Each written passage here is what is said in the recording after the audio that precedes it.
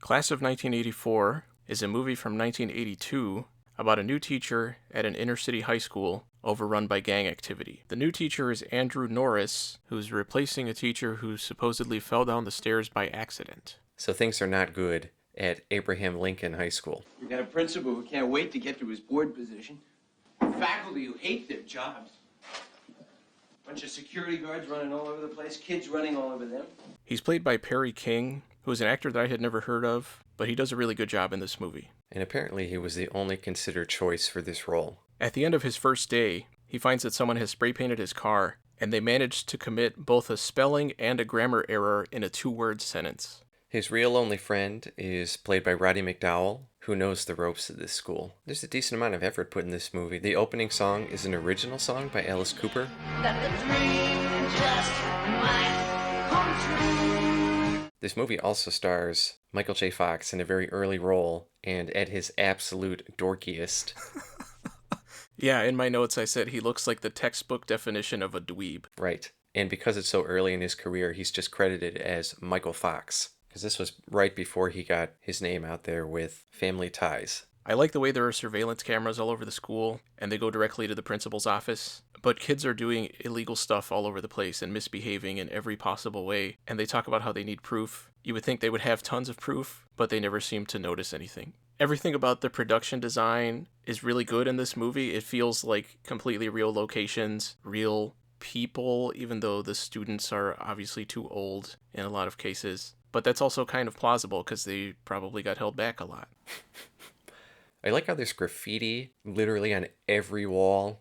This movie was shot at an actual school, and after they were done shooting, the graffiti was incredibly difficult to remove. There was only one room in the whole movie that was built as a set and not an actual location, and that was the machine shop. Throughout this school, we have kids openly swearing, dealing drugs, Prostituting themselves. threatening people with knives, and even speaking in badly dubbed voices right out in the hall. Hey, this stuff will get you high and fly without no wings. You talking to the medicine man.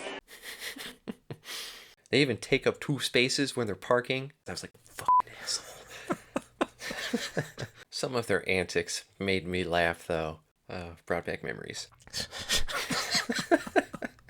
The leader of the main gang is a huge asshole named Peter Stegman, who is played by Tim Van Patten, who would go on to direct episodes of many HBO shows, including Game of Thrones and The Sopranos. He was also an executive producer of Boardwalk Empire. He also continued to act a little bit in such gems as The Master. Andrew Norris is the new music teacher at this high school. For a high school band, they're not very good. 1, 2, 3.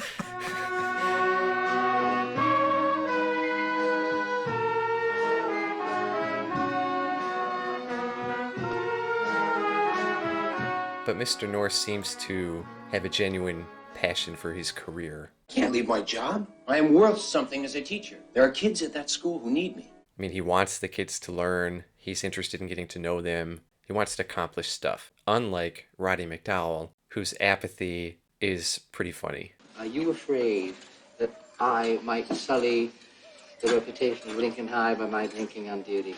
I questioned how Norris could be coming to a school like this and not have any idea what he was getting into. If things were this bad, everybody would know about this school, I would think. Huh.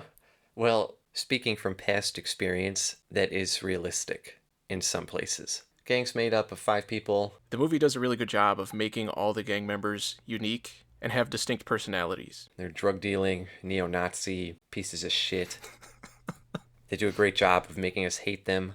Everything they do, everything they say, every time they interact with somebody else. I hated them. I hated them so much. It was like PTSD watching this movie. And I could not be happier with the ending. I'm just going to throw it out there. The focus of the movie is the conflict between the gang and Norris. Norris is trying to do his job and actually be a good teacher to these kids, and the gang members just want to be gang members. Just want to be assholes.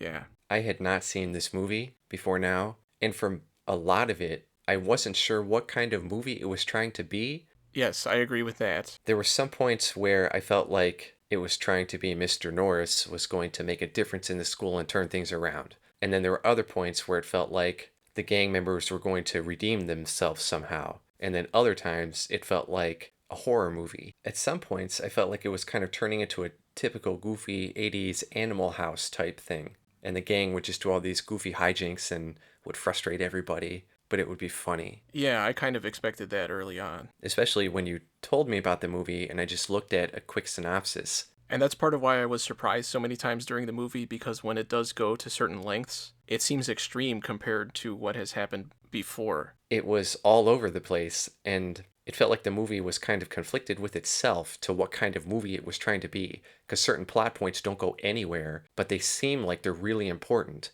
I agree. Everything with Mr. Norris feels very genuine and more on the realistic side, and then you get some of the gang stuff where it feels very exploitation-y and trying to push things just to push things. Like throughout the movie, Norris comes up with this idea to have a concert and play this music for a symphony board and be judged and rated and all that stuff, and it seems like that's what he wants to do, that's the end goal. And I was genuinely interested in that subplot. But it didn't go anywhere. And it was the same with Stegman when you find out that he's actually really good at the piano, and Norris refuses to let him in their junior symphony because of his behavior. Right, you think maybe he's going to turn it around and show that he's a really good kid. Yeah, use that as a point of common ground or something. Yeah, and Norris even points out how smart Stegman actually is. And the amazing thing? I think Stegman's actually a brilliant kid.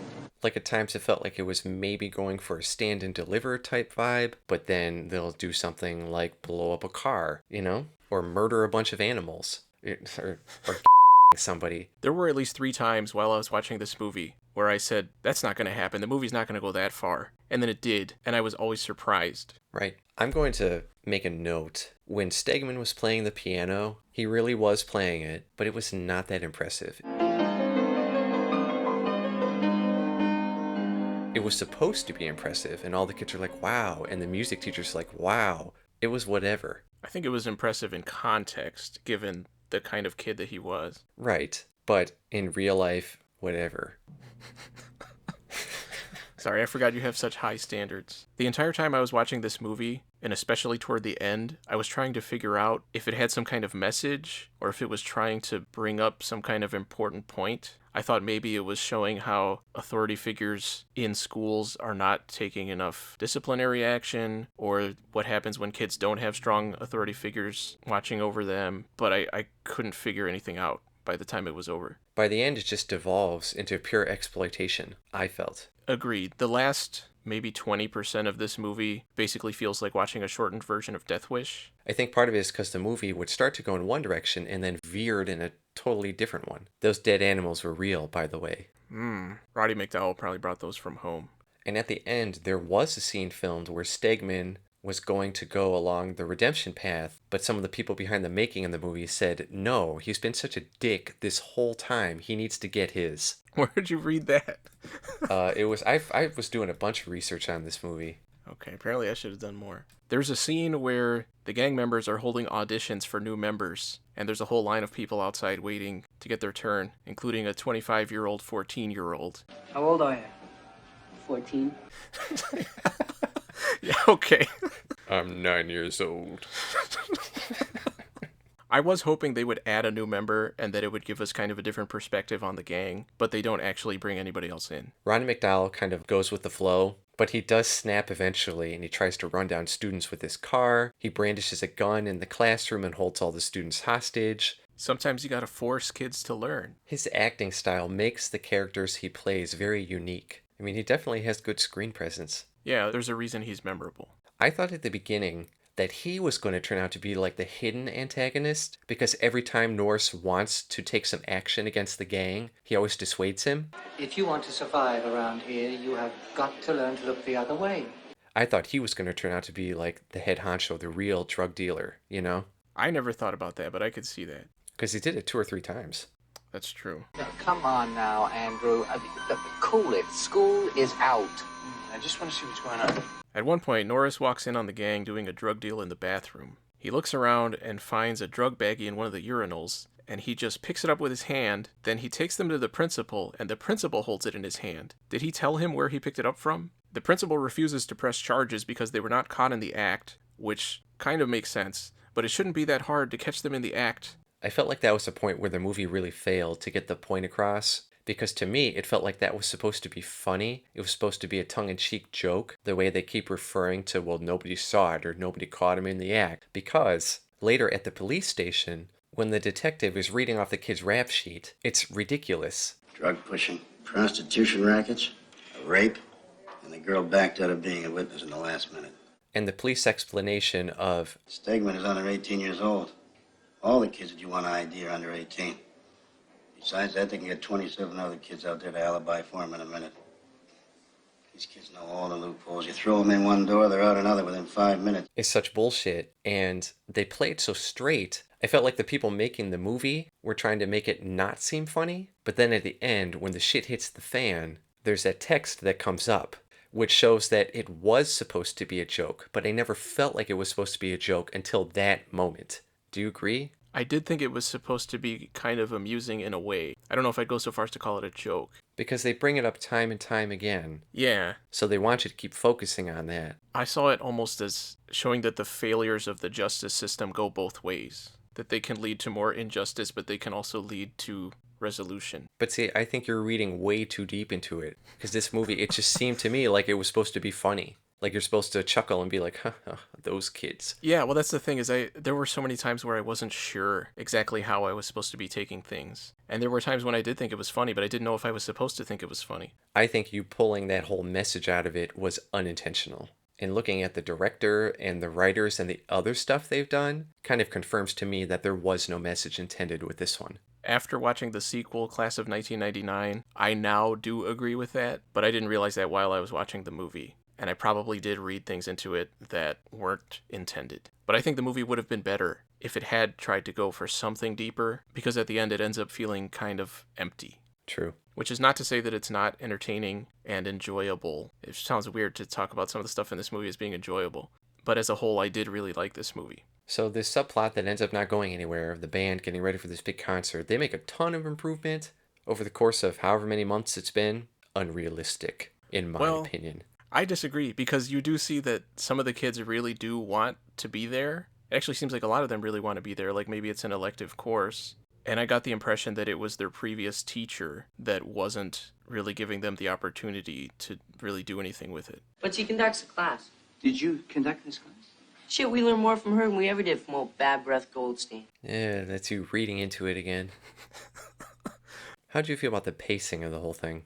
I thought it was good. It goes back and forth between Norris and the gang members, and there's never any boring extraneous scenes. Yeah, something is always happening. There's this triangle going on throughout the whole movie of Norris interacting with the gang, interacting with the police, and interacting with the other people at the school. And I thought it was good he wasn't always interacting with the same people about the same stuff. I thought the weakest part of the movie was his relationship with his wife. I think it was because she was so separate from everything else that was happening in his life, which, granted, is just how it would be. She's not there at the school. But for the movie, it felt a little bit too much like a separate subplot. I felt it was because she was the most realistic character in this entire movie and was reacting in ways that real people would. I could see that too. I thought she was kind of boring, but it may be because she was more realistic. Yeah, and it didn't mesh with the way the other characters were reacting to everything. Okay, I could agree with that. I mean, like when they pulled up and threw the blood on him or whatever, and she's like, oh my god, like, and those were kids from your school? Like, what the fuck? And he's like, it's okay. Let's just go inside. When they went to his house the first time, I expected them to do something really bad, and then all they do is throw blood on him that is implied to not be real blood. It was a little weird. And then the next time they go to his house, they do something a lot worse. Yeah, which is what made that even more surprising. And Stegman is an asshole the entire way through. And all of the actions he takes, such a dick. Like when he beats himself up to get Norris in trouble. There's a scene when we see him at home with his mom, and we see that she's very much an enabler. Katie, what is this? You have 4, 5, 6 more parking tickets. What are you doing, parking in a bus zone? And he just sits there on the couch and kind of laughs about it. I like the actor who plays the principal. There are school administrators like that in real life. Hopefully not yours. But I thought it was interesting that he was only focused on the ramifications of the student actions on the school and himself. Because I thought at some point he was going to use those cameras to like spy on the girls' locker room or something like that.